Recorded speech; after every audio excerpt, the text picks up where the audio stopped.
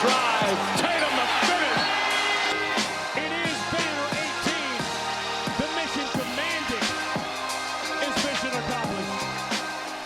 What's up, everyone? This is Noa Dalzell, and I'm here with another episode of You Got Boston. We have a very professional live shot version of You Got Boston today here at TD Garden after the Celtics' best win so far. I mean, we only have two to pick from, but 125-105 win against the Cleveland Cavaliers, who I think many people expect are to be the best team in the Eastern Conference, if not one of the best teams in the Eastern Conference. And they're not at full strength. No Max Strus, no Sam Merrill.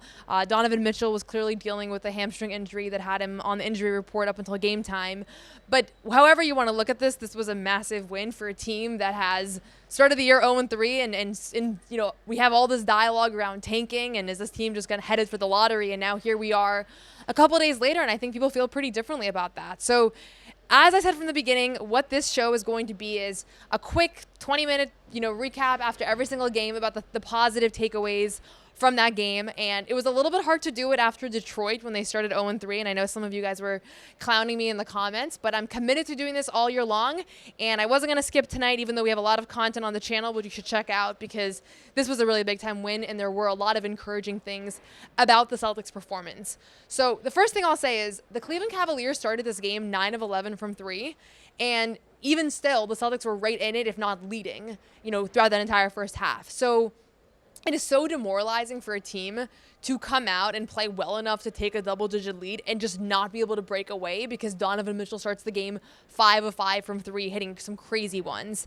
And they just kept going at it, and they just knew, and this is what Joe Mazzulla says time and again, is the numbers are going to average out ultimately, and they finished this game much closer to average, but they took a 15-point lead into the half. And so that was super impressive that you're able to overcome such a hot shooting start from the Cavs, despite playing really good defense and crashing the glass and running a good offense, and they were still able to build a double-digit lead. And there's a couple people that I'm going to attribute some of the credit to today. First big takeaway, I said this before and I'll say it again, this team will go as Neemias Queta goes. That's a scary proposition because he's ultimately somebody that was not in the NBA rotation at any point really in his career and was not really playing much last year. And here he is now, not just playing a critical role in the defensive end, but he has to be their primary rebounder. He has to be a focal point of the offense. I mean, they're not hiding him offensively. He's involved in every action, setting screens, handoffs. Like, he's doing a lot. And so it's a tall task. And in this game, he absolutely lived up to it against one of the better front courts in the NBA in Evan Mobley and Jared Allen. He finishes with 13 rebounds and 10 points. And for him to be able to get 13 rebounds on a night like this where he's banging up against some really good bigs, and the rebounds are never going to capture just how big his role is when it comes to boxing out, because it's, ensuring that his guy doesn't get the board. It's deflections. It's battling for loose balls. I thought it was a 10 out of 10 effort for him today, and it's not going to be a perfect season for him. If he was the perfect center, he wouldn't be on a minimum contract. He wouldn't have been in the G League for as long as he was. He wouldn't have been a two-way player. But right now, he is what they have, and the whole coaching staff, everybody is committed to making him reach his potential. And I think that we're starting to see the fruits of that commitment and of that labor. And so big time performance by Neemias Queta today, who is going to continue to be a big topic on this channel and a big topic just in general as we discuss how the Celtics are faring throughout the year. The second guy I want to give a shout out to is Jaylen Brown, who I maintain that I think he's one of the most scrutinized players on this team and maybe even in the NBA, regardless of whether that's on the court things or off the court things. Jaylen has done a very good job this season, and it hasn't always felt that way because they started 0-3, and that Knicks game he struggled with 7 turnovers, and anytime he has a high turnover game, I think it brings out the worst in people as they reflect on him, because it makes you think about, Jaylen Brown in Game 7 of the Eastern Conference Finals versus Miami and like the loose ball turnovers and things like that. But for the most part, I think he's had good ball control this season, but above that, he is shouldering the offensive load without doing too much. The assist numbers are not they're not going to jump off the stat sheet, but just watching him play, it is clear that he is not just putting his head down and saying, I'm going to go score, but he is making sure to get his teammates involved. I always, when I watch these games, because I usually watch the game, obviously live at the arena, I'm watching for body language, I'm watching for how guys are connecting with one another, and then I go home and I watch the game more for the X's and O's. So sitting here in the arena just now, I can just say he is so locked in to his teammates, to uplifting guys who are struggling.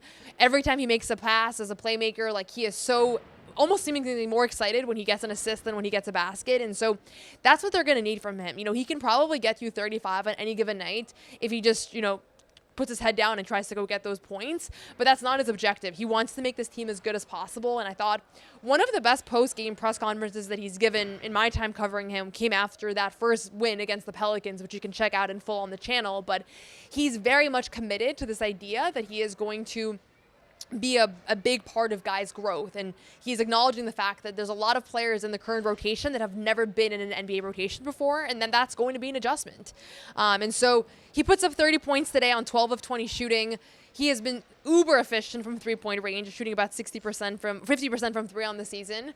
And I don't know if that's going to hold because it's a small sample, but the leadership, the intangibles, the buy-in, it's all there from a guy who could be frustrated because this is a frustrating situation. They lost a ton of talent in the offseason. He wants to contend for a championship every season.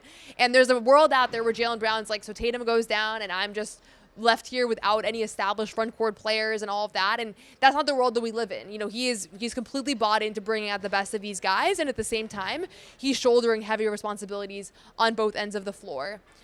Third big takeaway, and another guy that deserves a massive shout out after this win, is Josh Minott, who is just proven to be like maybe their solution alongside Queta in that starting lineup. It's been 2 games now that he started. Obviously, they're 2-0 with him in the starting lineup, and I won't give him all the credit for it, but they have been a better team when he's been on the floor. He was a plus 42 in that Pelicans win.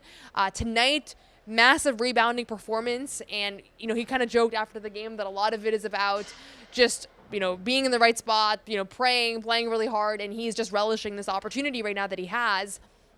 Josh doesn't think that he's a bad defender. He told us this after the Pelicans win, that he feels like he kind of got a bad rap as a defender that he maybe doesn't even really deserve, and that is something that just the fans started saying about him.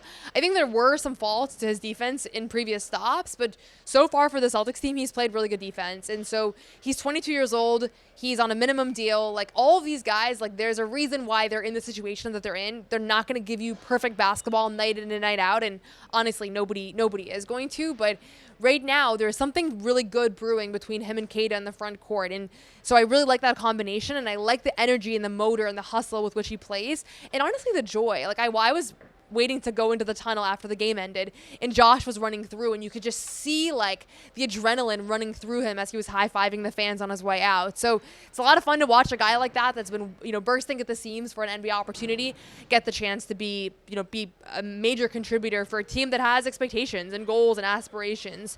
So those are the 3 guys that get a shout out from me today. I will also just briefly mention Pritchard and White continue to struggle from 3, and that's going to change. These are 2 guys that are proven shooters. Payton, I think, was 2 of 7 in this game. Derek was 5 of 20 from the field.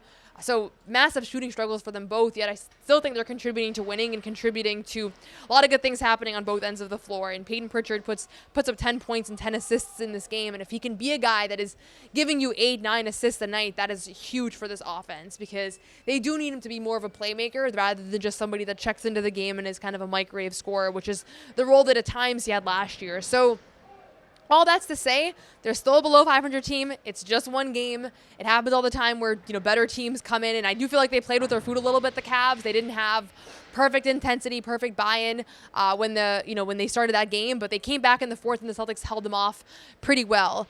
Quick shout out to our friends over at PrizePicks. This episode is brought to you by PrizePicks. You and I make decisions every day, but on PrizePicks, being right can get you paid. Don't miss any of the excitement this season on PrizePicks, where it's good to be right. PrizePicks is a fun and simple experience where you can select your favorite players. For example, I really like watching Josh Allen play. I can decide if I want to do more or less than 270 pass yards or whatever the player call-out projections are each week. PrizePicks is simple to play. Just pick more or less on 2 to 6 player stat projections. If you get your picks right, you should cash in. PrizePicks is also the best way to get action on sports in more than 40 states, including California, Texas, and Georgia. PrizePicks puts their users first, so all withdrawals are fast, safe, and accurate, and secure. PrizePicks offers Venmo, Apple Pay, MasterCard, and more for quick and easy deposits into your account this football season. Download the app today and use code CLNS to get $50 in lineups after you play your first $5 lineup. That's code CLNS to get $50 in lineups after you play your first $5 lineup. Prize Picks, it's good to be right. And then the one other thing that I wanted to mention is Sam Hauser, who is a player that in general kind of flies under the radar because he doesn't, he does a couple things really well, and that's what he does, and that's what he's been doing since he got to Boston. But Hauser was 7 of 13 from 3 in this game.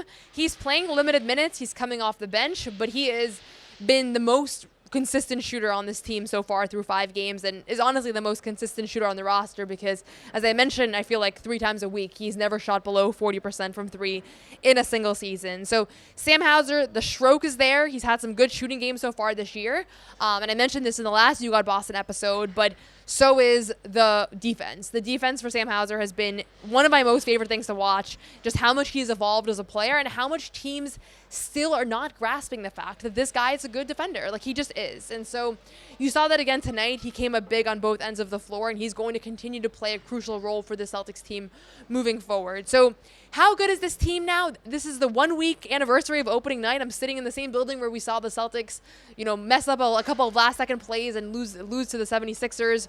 We're going to be back in Philadelphia in 2 days, so we'll get a better sense of where they're at, 9 days after opening night then. They're below a 500 team right now, but I do think that there were a lot of overreactions to the first couple losses here when they started 0-3 and everybody's starting to talk about draft prospects and all of that. So I understand there's a case to be made that maybe tanking and getting a young prospect is better for this team long term. But you have a team of competitors, a coaching staff full of competitors in that locker room, and they're going to fight tooth and nail for every single win this season. And I still think this is a 45-win team. That was my prediction entering the year. It obviously looked a little shaky there when they were 0-3, but these last 2 wins do convince me that there is something there. And the schedule does not get any easier. Friday night in Philadelphia, second night of a back-to-back back at home against the Houston Rockets, which are going to pose some size problems undoubtedly as well. But that's it for now. You Got Boston live from TD Garden. Do go and check out our previous You Got Boston episode, a very special episode where we had Jason Tatum, none other Jason Tatum, on the show at the YMCA here in Chinatown. I spoke with him about a whole bunch of things, so if you missed that episode, go watch that right now. The most exciting guest that we've had in the young history of You Got Boston. So that's it for now. I'm Noa Dalzell, and we'll have more coverage coming from the road in Philadelphia.